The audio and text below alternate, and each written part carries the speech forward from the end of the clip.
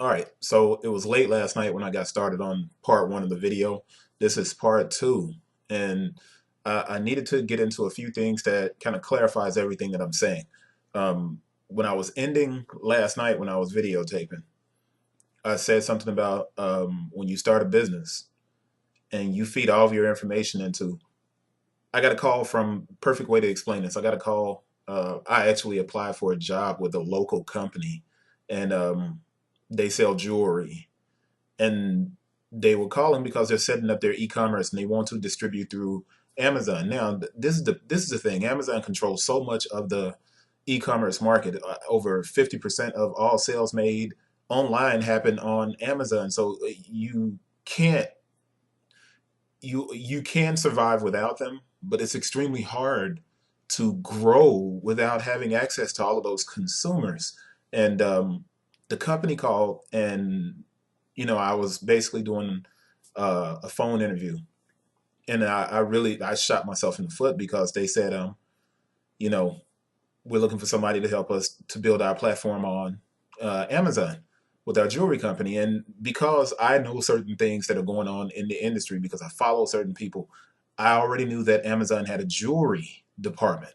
So they have, I think, a private label jewelry department. Now, if you're a jewelry company and you place your product on Amazon and you feed them all of this information and all of this data, you don't get to touch those consumers that are going to buy your product. But this is the biggest issue.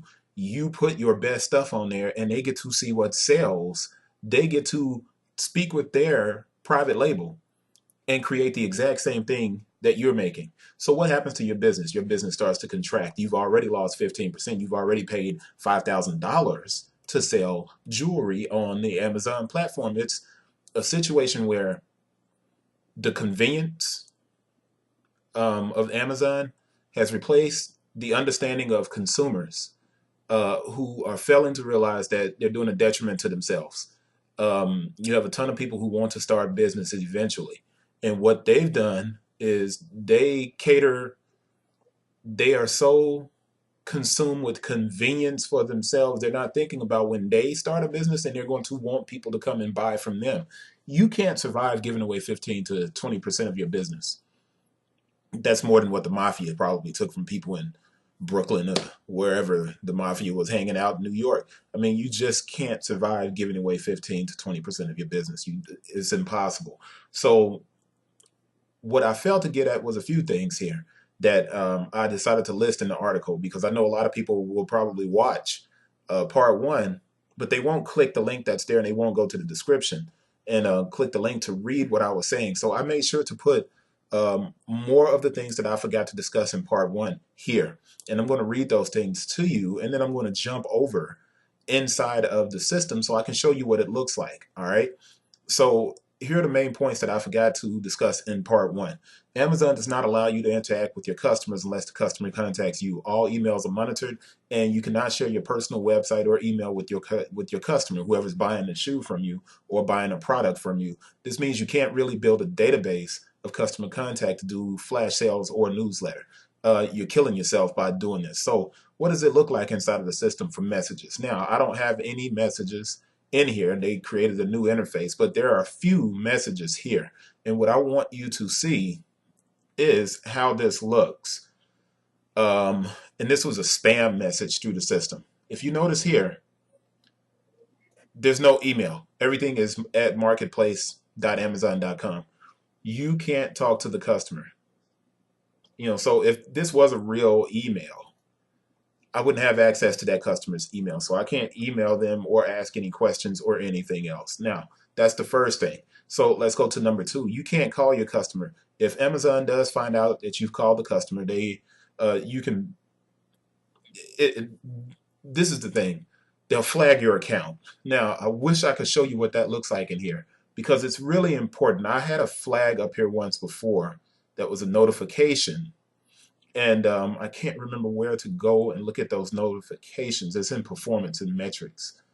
Performance notifications. Let's see, a message from Amazon. Now, there you see a few things here. Your Amazon. Let's see if this is That's something completely different. Sorry about the pause, and I know I only have a short window of time here, man. I really apologize. But you can't see what I'm talking about in this regard. You get a performance notification if you call your customer and your customer happens to call Amazon and say, hey, I talked to the seller, you can get kicked off the platform. Three, basically you lose 15% of all sales. There isn't any business model that's been created that's a serious business that can sustain a 15% loss. Just isn't. For Amazon, to Zappos' detriment, can now sell footwear, and they have a clear understanding of how to sell based on all of the information that shops like mine have provided over the last 7 years. They remember Amazon didn't sell shoes in 2009. When I got on the platform, it was 2011. They now know everything that there is to know about the process of selling footwear. All right. This is the big one. Amazon is launching an athleisure company. And now I say in this one, don't think for one moment that they won't be making footwear soon, especially with the introduction of 3D printed footwear. This is going to be very a slippery slope for a lot of different companies if people aren't paying attention. All right, now, Fulfillment by Amazon takes on third-party footwear from its marketplace people, and they don't monitor or have any idea of how to check for fakes being returned by customers. They don't check the product at all. It simply goes into Fulfillment by Amazon. But the marketplace is held accountable if a customer complains about the product received. Inside of the dashboard on Amazon, when you go to it once you're a seller, you can find these messages, right? Bogus buyers sending messages, feedback from customers that I feel should be removed. If I go here and I go to these seller forums and I type in by Amazon wrong product and I start searching for this kind of information, FBA sent the wrong product. What happens now? FBA ships the wrong product and your listing is suspended. Once again, if you decide to take whatever product it is that you're selling and you send it into FBA, you are at the mercy of what the people in the warehouse are doing, and your company is held accountable for everything. Everything. So if a customer complains, it comes back to you, not to Amazon and Fulfillment by Amazon. They will refer it to you, especially if the customer says they get something that's not authentic. At any point, Amazon can change the policies and make a change to the software that could wipe out your entire store. And that's what happened to me in January. Now, it's important that you guys understand what that means. Inside of the system, in the back end, my inventory goes on for days and days and days. Now, obviously, it's not anymore. But what was happening was, let's see if there's a product that's an isolated product that I can find. Here, you see this link. If you click that price, $74.47, it comes up and it shows you the stores that have these shoes in stock. And you also see that Fulfillment by Amazon has the shoe, Fulfillment by Amazon. Now, think about this. If Fulfillment by Amazon has the shoe at $74.94 free shipping, you notice none of these places have shipping. That was an algorithm change in the backside of Amazon that I talked about in part one, where you can't charge shipping. Now, if you paid $35 for this shoe, which is an $80 shoe, you're selling it at $74.47. It's a very dangerous thing. You lose 15%. So let's see how much 15% is. Well, they won't give it to them. We don't have it there. But if I was to put this in and have $74.47 and multiply it and say 15%, you're talking about a $15 loss on that shoe. And it drops you down. Now you're also eating the cost of shipping, which is going to be $10 to $15. That's about a $30 loss on that shoe. And you only paid $35. You made $5. All right, let's see. At any point, all right, number eight. Number eight, it makes sense that Amazon would remove a third party, right? They owned in Zappos. The revenue generated by the company can be replaced by either more marketplace sellers at 15%, and Amazon doesn't have to pay anything to that company or to those marketplace sellers. They just take the product and they make money off of something that they're not even putting any money into. Or Amazon can carry the products themselves in their own warehouse.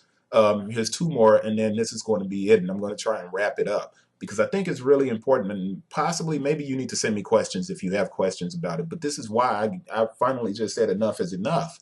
And I think a lot of people need to do that. And a lot of consumers need to start paying attention and saying to themselves, do you place convenience over the potential of you possibly starting your own company in the future? When you sell a pair of shoes or any product via Amazon, you don't have access to your funds for 18 days. Amazon pays out every 2 weeks. Let's say you buy $10,000 in the product on Sunday, April the 2nd, and it sells and makes $13,000 on Monday, April the 3rd. You don't have any more money. This could happen. You could sell that much stuff. Amazon is that powerful. Now, if you don't have any more money, you literally have to wait 2 weeks until April 18th to get access to your money again. Amazon